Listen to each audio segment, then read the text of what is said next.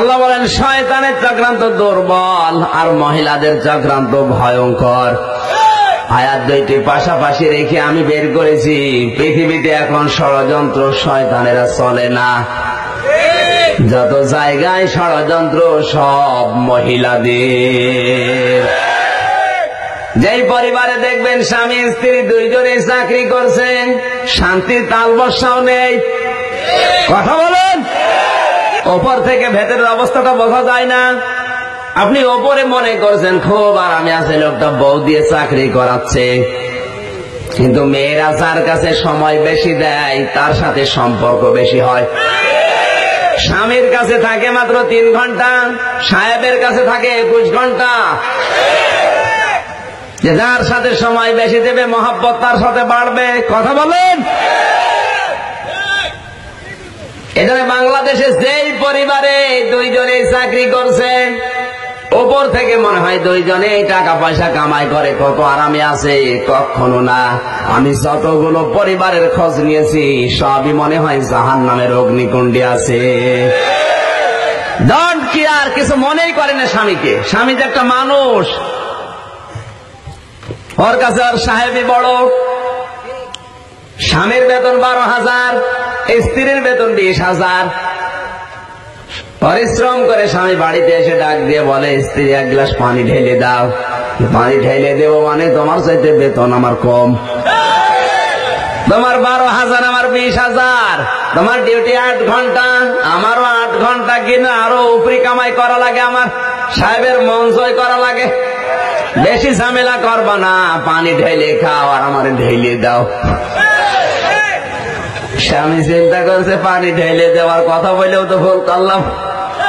ঠিক আছে, পানির বিষয়টা গেল। মশার একটু টাঙাও, আমি ক্লান্ত। স্ত্রী বলছে মশারে টাঙাবো কেন? বেতন তো আমার কম না, দরকার হয় মশারে টাঙিয়ে নাও। স্বামী চিন্তা করে কথা যদি বেশি বলি আর মারধর করি ও ছাতা যাবে চলে, তখন আমি বউ পাবো কোথায়? ঠিক আছে, মশারি টাঙানোর দরকার নেই, তবে সারা রাতের ভেতরে যে আগে কথা বলবে সেই মশারি টাঙাবে। স্ত্রী বলছে ঠিক আছে, স্টপ। দুইজন চুপ করে আছে। ঘরের পেছন দিয়ে যাচ্ছিল চোর। চিন্তা করছে আল্লাহ, সারা জীবন এরা কত টাকা পয়সা দুইজন উপায় করেছে, চুরি করতে পারিনি, আজকে সুযোগ যায়। বাড়ির ভেতরে প্রবেশ করার পরে দেখে দুইজনই শুয়ে আছে, তাকিয়ে আছে, কিন্তু কথা বলছে না। স্ত্রীর আঁচল থেকে চাবিটা নিয়েছে, আলমারি খুলেছে, সব যা পাই নাই। দুইজন দেখে কথা বলে না, মশারি টাঙানোর ভয়ে যা পাচ্ছে নিচ্ছে। চোর চিন্তা করে এই রাতে এরা তো গন্ডগোল করে খাবারও খায়নি, খাবার যখন আছে খেয়ে যায়। গ্লাসে দুধ রাখা ছিল, কলা রাখা ছিল। চিন্তা করছে দুধ কলা রেখে লাভ কি, এরা তো কথা বলবে না, কড়াল কাটা আছে।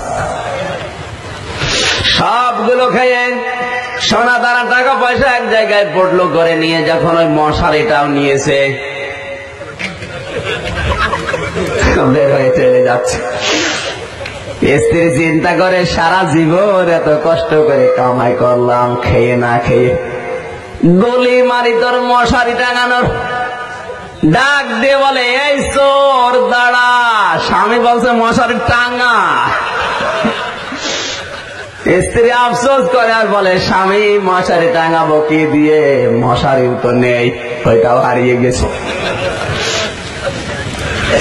আমার ভাইরা, আমি শিক্ষা দিচ্ছিলাম মেয়েদের ষড়যন্ত্র এটা কিন্তু ছোটখাটো বিষয় না। আমার আল্লাহ বলেন কায়দা কোন